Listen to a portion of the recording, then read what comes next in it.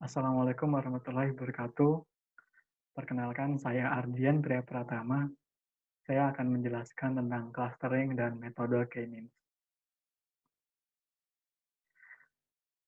Pengertian clustering tersendiri adalah metode penganalisaan data yang sering dimasukkan sebagai salah satu metode data mining yang tujuannya adalah untuk mengelompokkan data dengan karakteristik yang sama ke suatu wilayah yang sama dan data dengan karakteristik yang berbeda ke wilayah yang lain. Clustering tersendiri merupakan unsupervised learning, di mana dataset atau atribut-atributnya tidak memiliki label. Oleh karena itu, clustering mengelompokkan data berdasarkan kemiripan atributnya. Konsep dasar clustering. Hasil clustering yang baik akan menghasilkan tingkat kesamaan yang tinggi dalam satu kelas dan tingkat kesamaan yang rendah antar kelas. Kesamaan yang dimaksud merupakan pengukuran secara numerik terhadap dua buah objek. Nilai kesamaan antar objek akan semakin tinggi jika kedua objek yang dibandingkan memiliki kemiripan yang tinggi. Begitu juga dengan sebaliknya. Seperti pada gambar berikut, terdapat tiga klaster dengan pengelompokan berdasarkan atribut atau karakteristik yang mirip atau sama. Manfaat clustering tersendiri adalah clustering merupakan metode segmentasi data yang sangat berguna dalam prediksi dan analisa masalah bisnis tertentu. Misalnya, masalah segmentasi pasar, marketing, dan pemetaan zonasi wilayah. Identifikasi objek dalam berbagai bidang seperti computer vision dan image processing.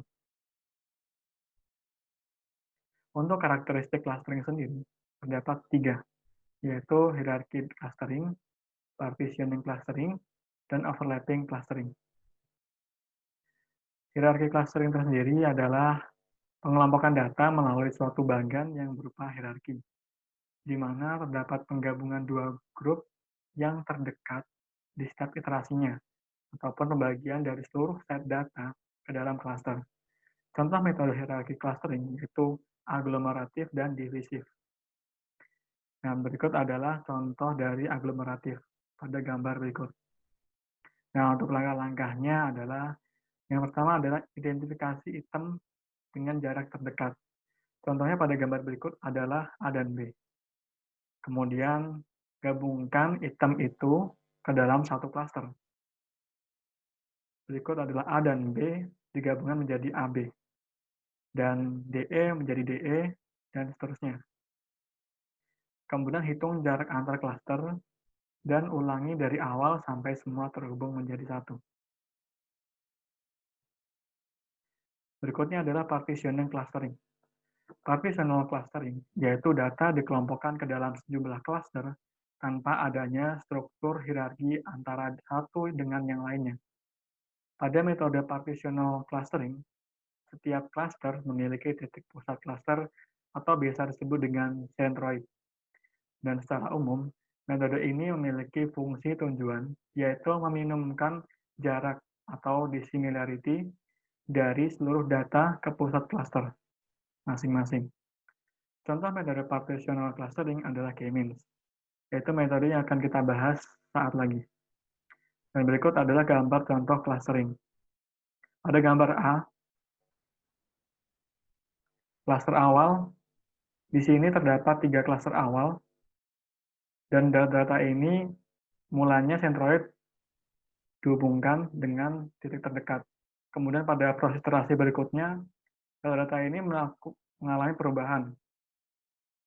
Dan pada klaster akhir, data yang tadinya berada di titik ini dan di klaster ini menjadi di klaster yang satunya lagi.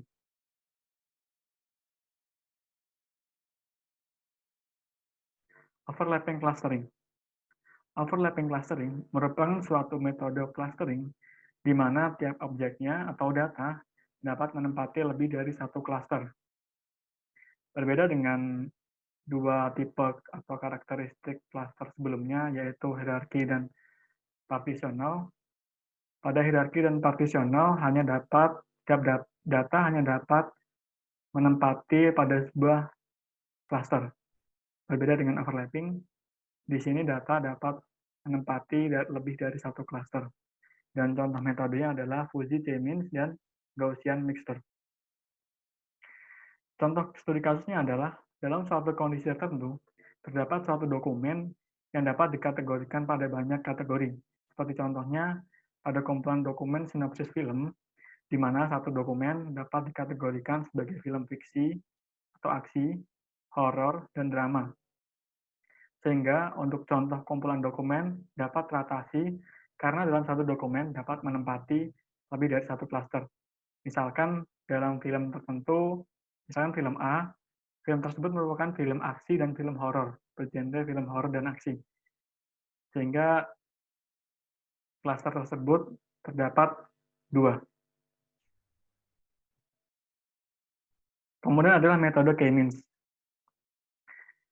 K-means adalah suatu metode penganalisaan data atau metode data mining yang melakukan proses permodelan unsupervised learning dan merupakan salah satu metode yang melakukan pengelompokan data dengan sistem partisi, seperti yang saya sebutkan sebelumnya.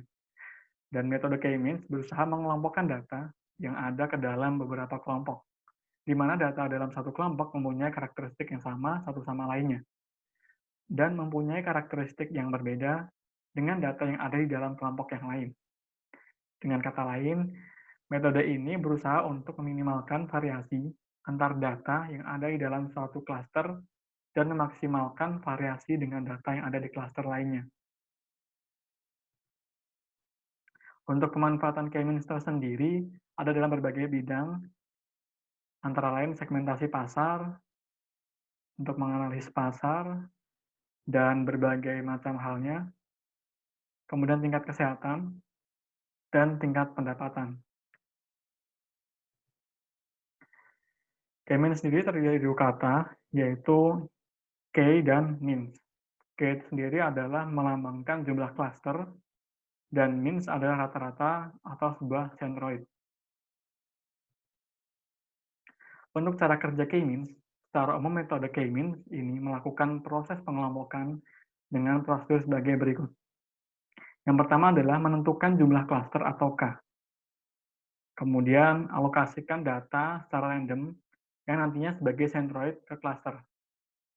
Yang ketiga, hitung jarak setiap angka dan centroid yang ada. Kemudian kelompokkan klaster angka tersebut pada centroid terdekat. Nah, untuk perhitungan jarak tersendiri, terdapat berbagai dimensi. Misalkan pada dimensi 1, perhitungan ini melalui perhitungan titik data dikurangkan dengan centroidnya. Pada untuk bentuk dua dimensi, maka menggunakan rumus Pythagoras, dan dimensi-dimensi berikutnya maka akan semakin rumit.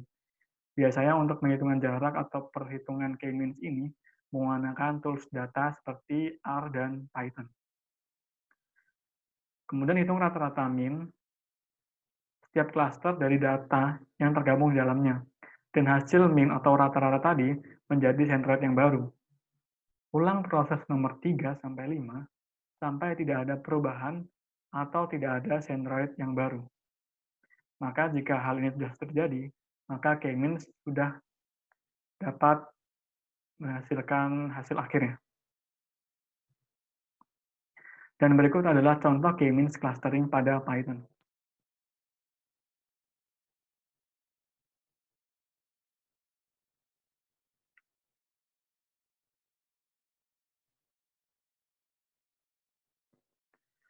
Nah, untuk dataset-nya tersendiri, dataset-nya saya menggunakan Iris dataset, yang di sini merupakan dataset dengan karakteristik multivariate dan juga memiliki number of attribute-nya 4, yang terdiri dari spaleng, kemudian spalwidth, petaleng, dan petalwidth.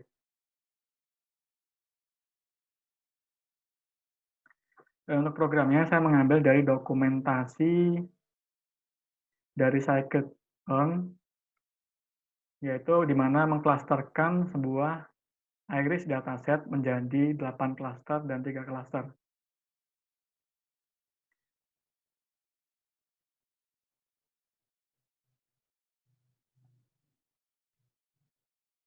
Saya mengimplementasikan program K-means ini pada IDE, yaitu PyCharm. Berikut adalah programnya. Yang pertama adalah di sini akan mengimport library-library yang akan digunakan pada pemrograman ini. Kemudian load dataset, dan dataset Iris tersendiri sudah tersedia pada Python, sehingga di sini kita tinggal load saja. Kemudian untuk estimatornya, karena saya akan mengklasterkan 8 dan 3, maka di sini disetting 8 dan 3, dan beserta Iris bed init-nya. Kemudian di sini ada Vignum, Vignam, dan perulangan, di mana program ini adalah untuk membentuk atau membentuk plot dari 8 cluster, 3 cluster, dan bed initialization. Kemudian di sini ada program plot,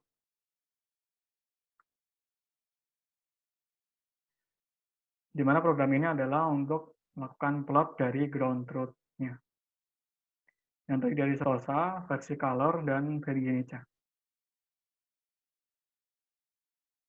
Kemudian untuk membedakan antara satu plot dengan plot lain, yaitu antara cluster satu dan cluster yang lain, maka di sini yang terdapat program untuk membedakannya.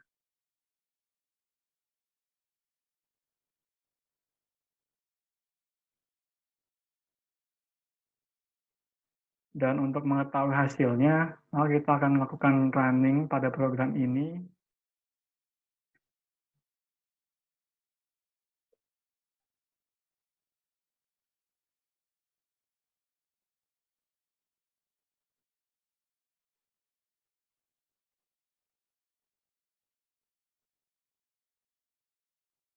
Dan berikut adalah hasil untuk 8 cluster.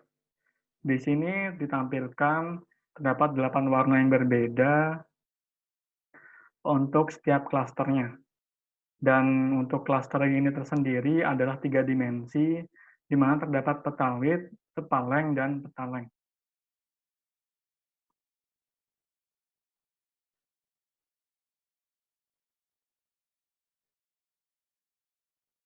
Kemudian berikutnya, saya akan menampilkan hasil untuk 3 klaster.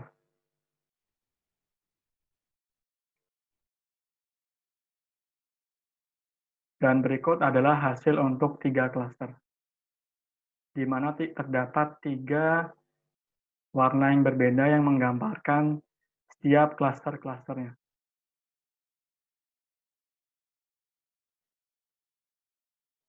Ya, mungkin sekian presentasi dari saya, kurang lebihnya mohon maaf. Wassalamualaikum warahmatullahi wabarakatuh.